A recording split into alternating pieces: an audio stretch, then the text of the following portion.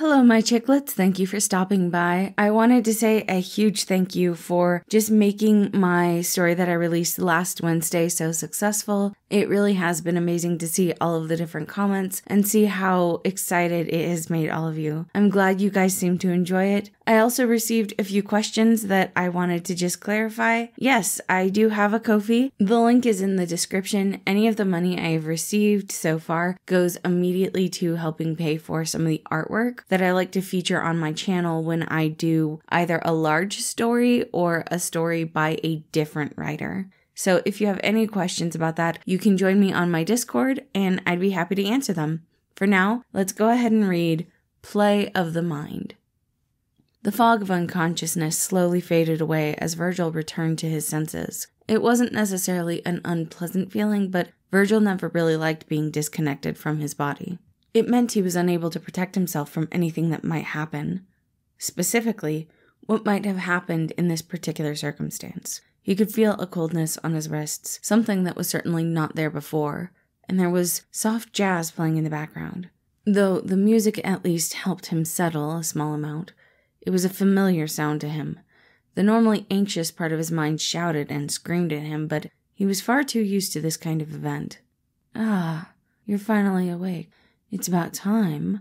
I thought our guest of honor was going to have us waiting forever.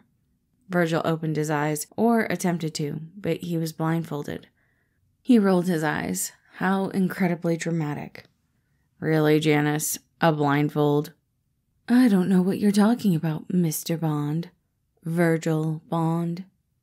Dude. Virgil was really starting to rethink his life choices. From beside him, he heard a cackle rolling with laughter. I told you he wasn't going to play along. The blindfold was ripped off, and the handcuffs were undone. Virgil is a fuddy-duddy. Look, if you two wanted me to be a part of your weird theater stuff, you have to give me forewarning. I have to emotionally prepare to be the victim. Yeah, well, I wasn't expecting you to wake up so quickly. Virgil wasn't facing Janice, but he could practically hear him pouting. He acted like he didn't care about anything, but honestly, he worked hard on the things that he did, and he desperately wanted them to be appreciated. Jay, you know exactly how long it takes me to wake up after your mind controlled me. You were just being dramatic, which again is fine. Just warn a guy first. Your drama can be fun, but my anxiety makes me done. Janice was fighting a laugh, and Remus was already focused on something different. Hey, Virg, do you like my set dressing? It looks cool, right? I've been working on it for weeks. It looks amazing. I can tell you put a lot of work into it. But more importantly, the two of you have been planning this for weeks.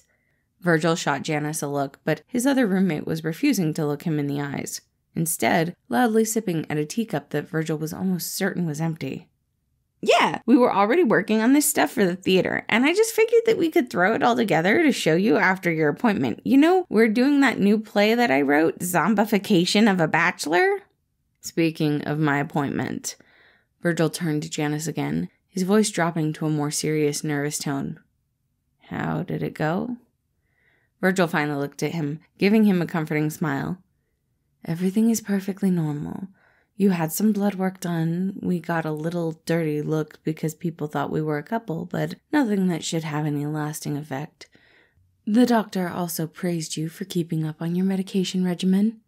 Virgil let out a soft sigh. He hated doctor's visits, and he was so thankful to be best friends with somebody who had mind control abilities. He didn't need to be mentally present in a doctor's office for years. Not to mention, Janice helping him had led to him being more open and honest with his doctors, because the mind control literally stripped him of his anxieties. Thanks. That makes me feel a lot better. Anytime. Janice walked over to him. Honestly, glad I can help.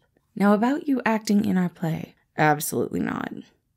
I know this one was short. I do hope you guys enjoyed it. I actually really like this one. It was part of my New Year Old Trope series that I did in January. Again, this was called Play of the Mind. If you're curious about any of the other stories I wrote for this kind of using old tropes in new ways series, you can all check that out on AO3. I hope you all have a wonderful day.